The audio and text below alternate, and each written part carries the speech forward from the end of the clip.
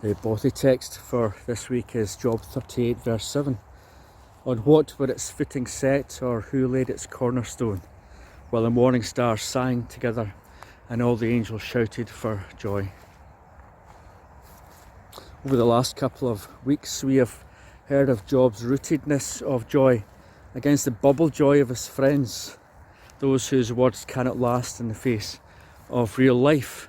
In chapter 38 of Job, God eventually speaks. And he speaks also of joy. In the moments of our creation, all the angels shouted for joy. How do these words of God help us root us in joy in the hard times? Sometimes the joy in which we read or hear words can make all the difference.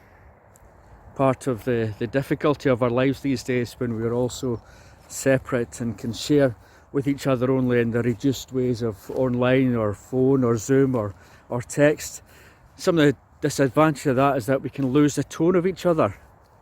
The way in which someone is saying something can change so much in how we hear or read what is being shared.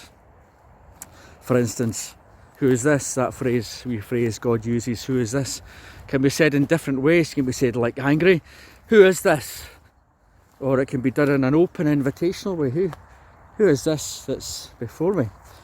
Or often this opening speech of Job is seen in this aggressive way. Who are you, Job, to approach me like this?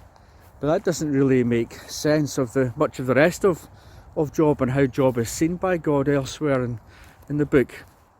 Job is seen as someone who follows the way of the Lord.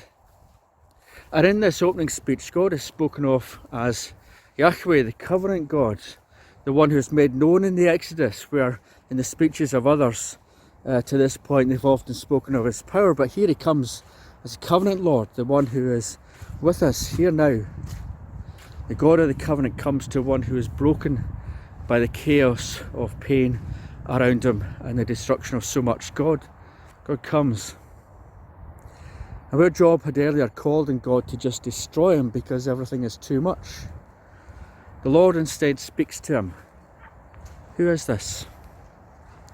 And what follows? The God of the promise opens up a new aspect of joy, a wider thought than Job has yet come to. Winter watch is on at the moment. You may have seen it, you may watch it, and the colours and the scenes of what is around us just now are just utterly beautiful.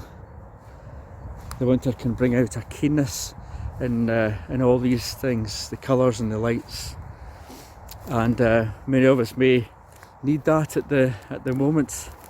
May open up also what we think the Lord is doing with Job at this point when he brings him to creation. God does not answer directly why the pain and the suffering in Job's life is there, but he does begin to open up the creation around us to give us new eyes to look at our pain. And this needs more thinking and prayer, but this is beginning to take shape, that our beginnings lie in joy, in a giving of birth and a setting out of creation. That's the language that God uses of these times of womb, of birth, and of the angels bursting out in song at the wonder and joy of what is made. God is here, the God of the promise, and his opening words to Job are not of rejection for the words spoken, but of his care and love that God brings in our creation, and the joy of such making has brought. And it is this one who is with you now, Job, who's here with you in the chaos of your life, in the pain of it. This is tentative, and I'm only beginning to get the mood of it here. Starting point of our covenant Job, of the promises. The starting point is not the pain of this moment. It is that you and the creation around you were birthed in care and love, and that the first response to you was joy. And I think I'm turning to creation around me at the moment to feel something of that starting point. Such utter beauty in the lights, the colour, even the mist and the fog that's around here at the moment.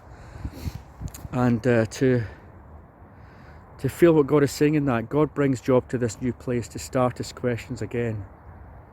It's a chance to to sit, to see creation, to know it as our first place of joy. Sit here, Job, with me. Sit for a time. Prepare yourself, and then we can talk. Amen.